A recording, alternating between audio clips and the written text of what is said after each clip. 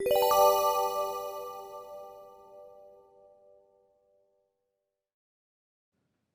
this lecture, we're going to go over how to set up your development environment. So what tools are you going to need for this course? So number one is you're going to need to sign up for an account on github.com.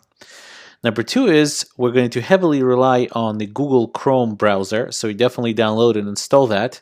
And the Google Chrome browser already comes with what's called CDT, or otherwise known as Chrome Developer Tools, and we're going to be using them pretty extensively as well. Okay, you need a code editor. So the recommended code editor that I'll be at least using will be Sublime Text 3. Now I'll show you in a minute how to download it and install it, but Sublime Text 3 technically is still in beta release, but it's been in beta release for years. And it's in fact the developer of Sublime says that that is the recommended one to download and use. So it's not a problem to use it even though it's beta. There are a couple of other code editors that I would recommend looking at.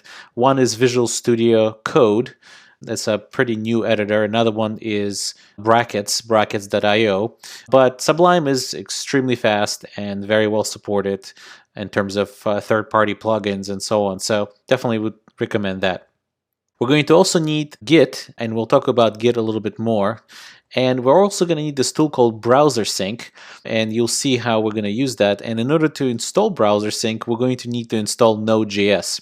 So we're going to split up this lecture in two lectures. One, I'm going to show you a couple of kind of preliminary things, and this is I'm just going to show you on this machine right here.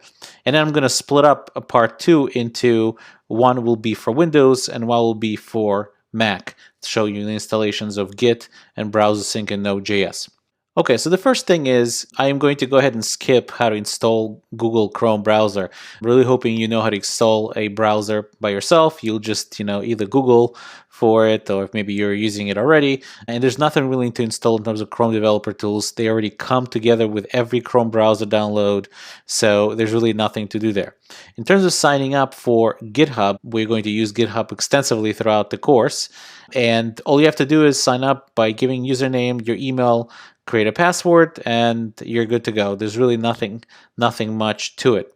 The third thing you're going to need is, that at least I'll show you in part two of this lecture, is Sublime Text. So go ahead and Sublime and go ahead and search.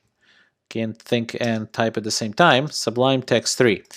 If you, I misspelled that. That's excellent.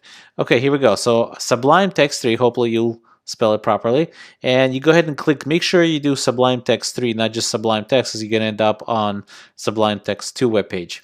So if you click on Sublime Text 3, you'll see that you have a bunch of downloads here for Mac OS, for Windows, or for Windows 64-bit version, or for Linux.